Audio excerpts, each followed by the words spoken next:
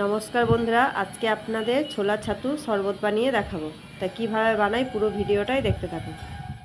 ছাতু শরবত বানানোর জন্য এখানে নিয়ে নিয়েছি ছোলার ছাতু, ভাজা জিরে গুঁড়ো, কাঁচা লঙ্কা কুচি, পেঁয়াজ কুচি, আর এখানে নিয়ে নিয়েছি পাতি লেবু। লেবুটাকে আমি পিস পিস করে কেটে নিয়েছি। তো চলুন তাহলে ছাতু শরবতটা শুরু করা যাক। এখানে গ্লাসের মধ্যে 2 চামচ করে ছাতু দিয়ে দেবো।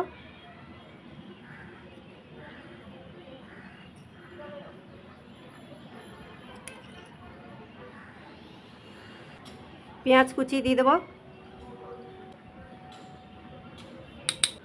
কাঁচা লঙ্কা কুচি দিয়ে দেবো,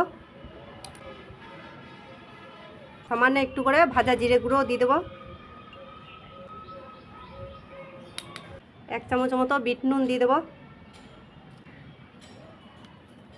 সামান্য একটু করে সাদা নুন দিয়ে দেবো। এখানে নিয়ে নিয়েছি ফ্রিজের ঠান্ডা জল, জলটা এর মধ্যে দিয়ে দেবো, অল্প করে দেব।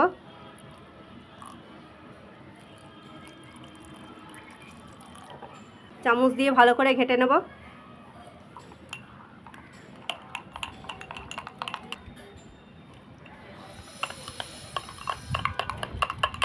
এবার দিয়ে দেবো লেবুর রস।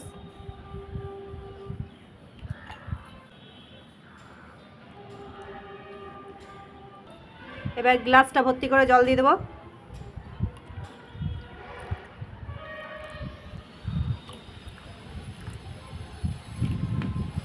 ভালো করে একটু ঘেটে নেব। এই গরমের মধ্যে ঠান্ডা ঠান্ডা ছাতু শরবত কার না ভালো লাগে। তো শরবতটা ভালো করে গুলে নিয়েছি। এবার উপর থেকে একটু ভাজা জিরে গুঁড়ো ছিটিয়ে দেবো।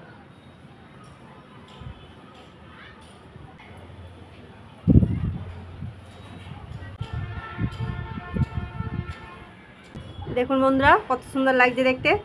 এই দেখুন বন্ধুরা ছাতু শরবত রেডি। তা আমার রেসিপিগুলো আপনাদের যদি ভালো লেগে থাকে লাইক করবেন, কমেন্ট করবেন, চ্যানেলটাকে সাবস্ক্রাইব করবেন।